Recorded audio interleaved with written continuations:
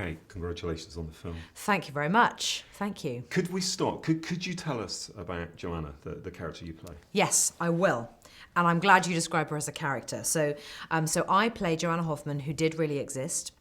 She was a real woman, but she's very much the character of Joanna Hoffman in the film, because Aaron Sorkin fiddles with the truth a little bit, and he extends the period of time for which she worked for Steve Jobs. So I will tell you, in the film, she is very much his work wife and his confidant. She is a Polish-Armenian woman who moved to America as a teenager, was a trained archaeologist, found herself working at Apple, and he made her head of marketing for the Macintosh. And she stayed in his working life throughout the time that the film covers, which is 14 years. She was very, very strong. She also had a warmth to her, so she sort of brings out a side in Steve Jobs that I think people often assume doesn't exist, actually, and certainly don't get to see. So I felt very much my responsibility as the person playing this role was that the audience needs to be able to access that warmer, slightly more humane side of Steve Jobs that we get to see in flashes throughout the story. And Joanna, she really did challenge him on things that she didn't believe he was doing correctly or behaving badly. She would absolutely pull him to one side. I mean, there's a line she actually says to him, "Are you being nice?" at the beginning of Act 2, because she just knows that most of the time, in very tense moments, it's hard for him to do that. So she was his moral compass, and yes, very much his wingman, I suppose. So did you meet her, Kate? Did you? I did, yes. Yeah, I did. Spent quite a bit of time with the real Joanna, yeah. What was her kind of take on it? Was she slightly wary, or was she...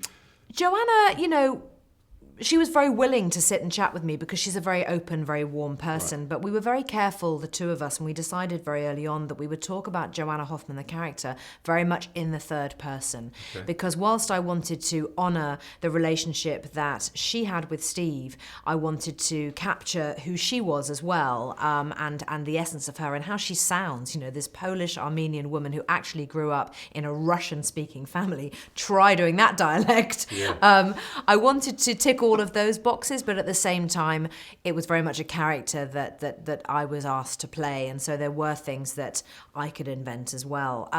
She was just very generous with her stories about Steve, and actually really quite touching. It was really touching to hear some of the things she had to say for him. She had huge respect for him, and they did have a mutual understanding and strong affection for each other as friends. And I would say that the majority of her relationship with Steve was actually a very strong, profound friendship.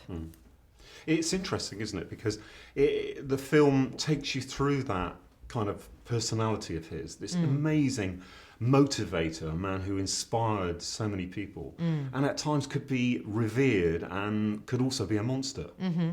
Yeah, I mean, I think, I think that's true of Steve, or certainly how he's portrayed in the film is, and also in the novel written by Walter Isaacson, which I did read. You do see those really extreme sides of Steve Jobs, and that yes, on the one hand he's occasionally absolutely a monster, and at other times he has capacity to listen to Joanna, at least, and to reflect on his behaviour, and towards the end of the film admit, he says, "I'm poorly made," to his daughter Lisa. And I think it's, what is so clever about the film is that it does allow the audience, I think, to see every side of him. Yeah. But it isn't a biopic, and that's what I love about it too. It really isn't a biopic. So it is different in that regard, and very unique in the way that this story is told, and it's constructed. It is these three acts, 84, 88, and 98, and it does focus on 45 minutes of real time backstage, and the intensity that comes with that level of environment and pressure. It is backstage, and to me it kind of reinforced that feeling that these were kind of techie rock stars in a way, before they would go on. And how do you think history will look at this group of people maybe in 50 years' time? I mean, what will the context be? How important will they be? Well, for me, I mean, Danny Boyle directed this film, and he had such incredible vision, really, and all of those, not just for us as actors to feel so included, which we really were. It was a very collaborative effort, but he really had the ability to create that feeling that you talk about, that sense that these were techie, rock stars, absolutely, and they had the ability to make audiences scream and wail and do the Mexican wave 1,000 times over without seemingly getting bored of it at all.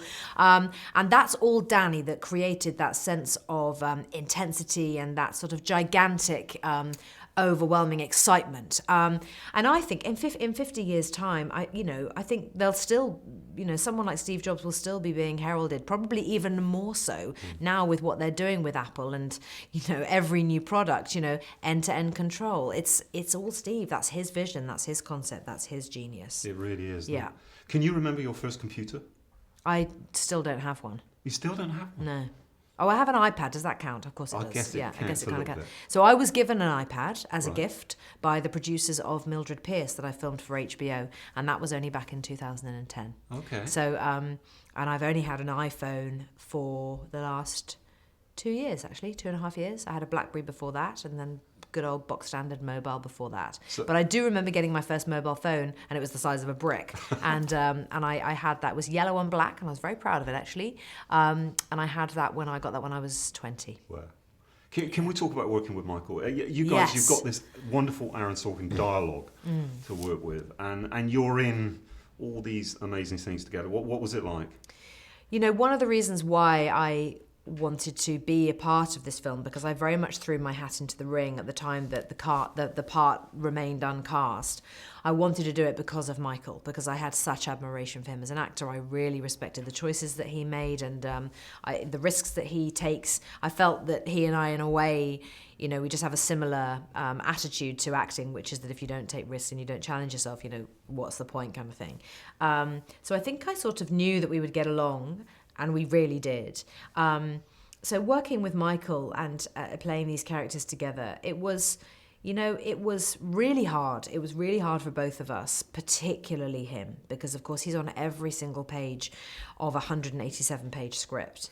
And I genuinely had this feeling, I wanted to feel, I think I'm like this anyway, as an actress, but the character, the two worlds kind of merged a little bit. Me, the actress, and Joanna Hoffman, the character, and the role that she plays in Steve's life. She really is his wingman, and I wanted to make myself that for Michael. I have to be honest with you, he didn't really need it. He was very self-sufficient. I've never seen an actor behave in such a professional manner, honestly, ever. I really have not. He was so prepared. He set the bar incredibly high for all of us as actors. He was 100% on point, lines learnt, ready to go.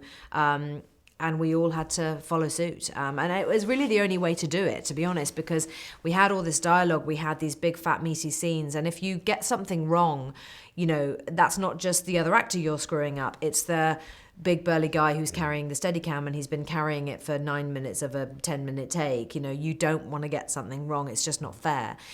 So the sense of really sticking together, I think was felt probably more keenly than ever before to me on this film, working alongside Michael. And honestly, I just felt I had to have his back. I really did. Just kind of gaze on him really and just watch him.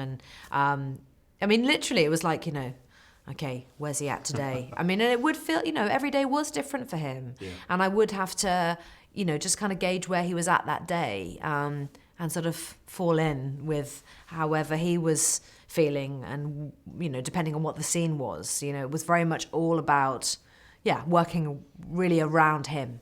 Cool. Yeah, it was such a privilege, It was such a privilege to be able to do that.